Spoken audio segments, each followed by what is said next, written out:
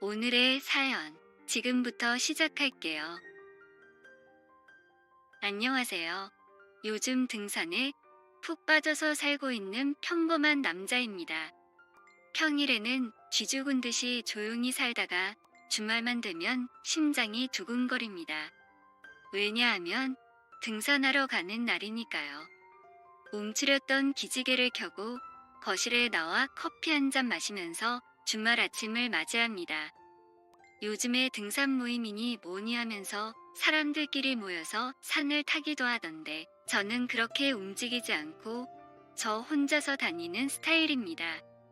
왜냐하면 혼자서 다녀야 오히려 새로운 인연도 많이 만날 수 있고 좋기 때문이죠. 대충 짐을 싸고 차에 올라타 산으로 향하는 길에 지하철역을 보니 사람들이 등산복을 입고 서성이고 있더라고요.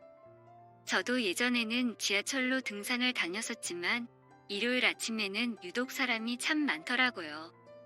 이른 아침부터 등산복을 입은 아줌마 아저씨들이 붐비는 지하철 안을 상상하니 끔찍합니다.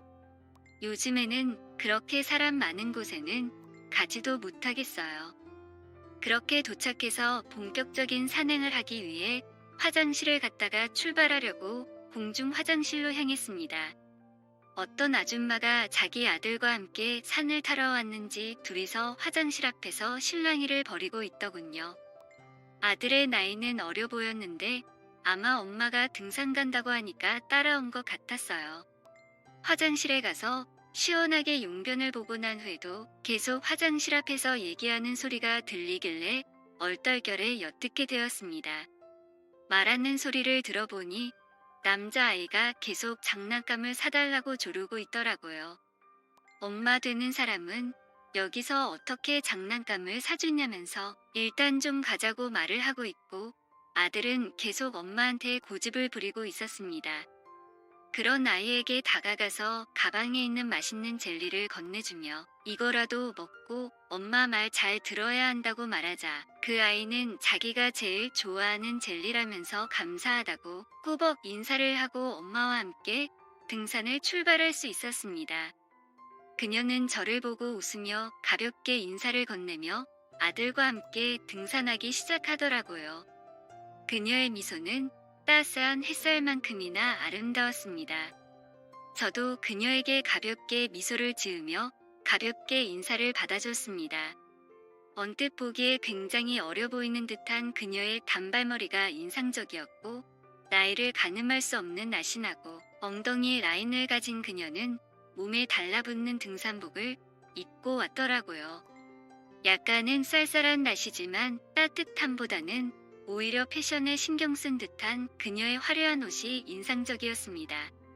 아무래도 나이가 어려서 그런지 등산할 때도 멋을 좀 낸 걸로 보이더라고요. 저렇게 상큼한 마누라 한 명 있으면 참 좋겠다는 생각을 하고서는 저는 그렇게 발걸음을 옮겼습니다. 저는 마누라와 5년 전에 이혼하게 된 이후로 혼자서 살고 있습니다. 별로 안 좋은 이유로 이혼을 하게 됐는데 그 때문에 스트레스도 참 많이 받았고 아마 그때쯤부터 등산하는 취미를 가지게 된 것 같습니다. 아내의 잦은 외박과 해픈 씀씀이 때문에 오랫동안 떨어져 살다가 결국에는 이혼까지 하게 된 것이죠. 정말 사람 자체가 별로였습니다. 아무튼 역시 산행 갈 때마다 참 좋은 것 같습니다. 이렇게 맑은 공기를 마시니까 잡생각도 없어지고 가볍게 한 걸음 한 걸음 옮길 때마다 산신령이 된 것만 같은 기분도 느껴지거든요. 정상에서는 크게 소리를 지르며 모든 잡념을 털어버리듯이 사자후를 외쳤고 시원한 바람도 맞으며 도시를 내려다봤습니다. 내가 살고 있는 곳이 저렇게 작은 점 하나하다니 아무리 발버둥 치면서 살아도 어쩔 수 없이 평범한 인간 중에 한 명이라는 생각이 들었죠. 이 세상에서 내가 주인공이라는 생각을 가지고 살았을 때도 있었지만 요즘에는 그런 생각보다는 그저 평범한 한 명의 사람으로 살아가고 싶다는 생각이 듭니다. 산에 오면 이렇게 또 하나의 깨달음을 얻는 것 같습니다.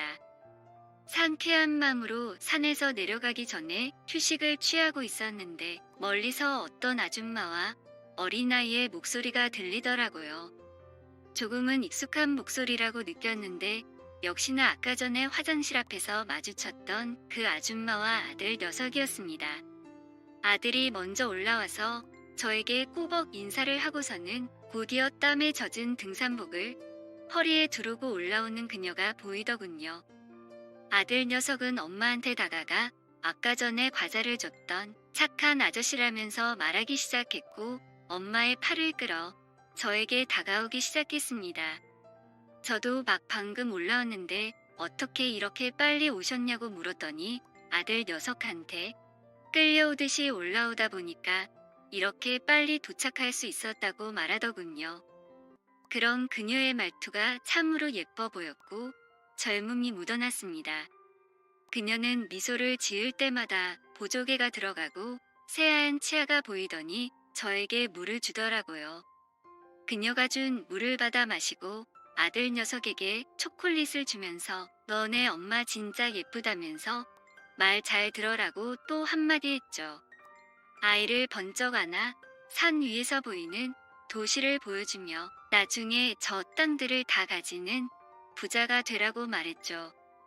옆에서 가만히 듣던 그녀는 미소를 머금은 채 쳐다보고 있었습니다.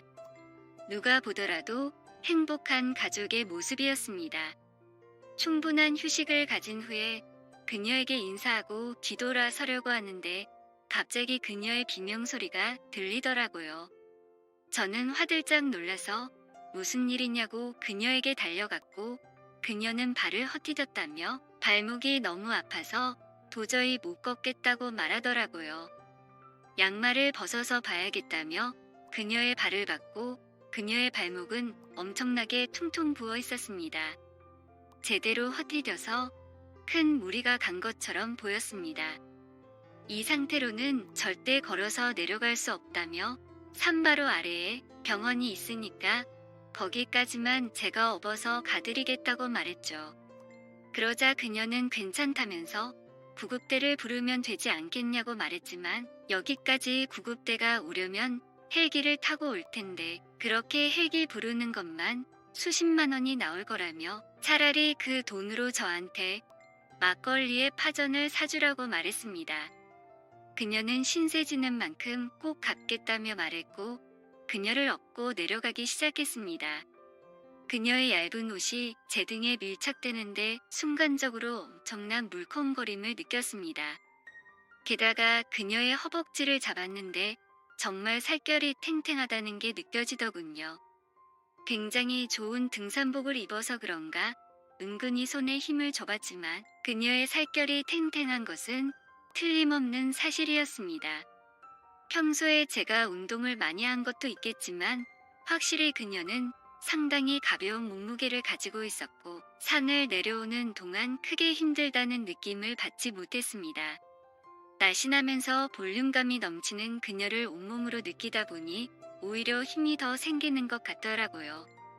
아들 녀석은 당황해서 아무 말도 못하고 있다가 곧이어 분위기에 적응했는지 내려가는 길에 아저씨 화이팅이라며 저를 응원하기 시작했죠. 그 모습이 참 귀엽더라고요.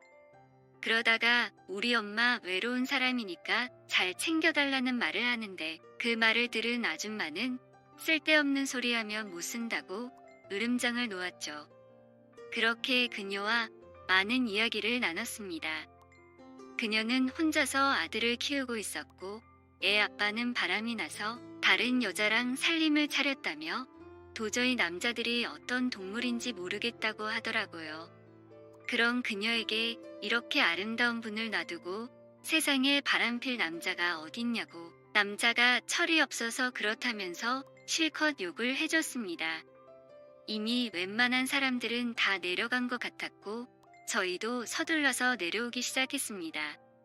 게다가 갑자기 하늘이 어두워지더니 비가 쏟아질 것만 같은 기세가 느껴지기 시작했고 도저히 이대로는 다 내려갈 수 없으니 일단은 비를 피하자고 말하면서 커다란 바위 밑으로 갔습니다.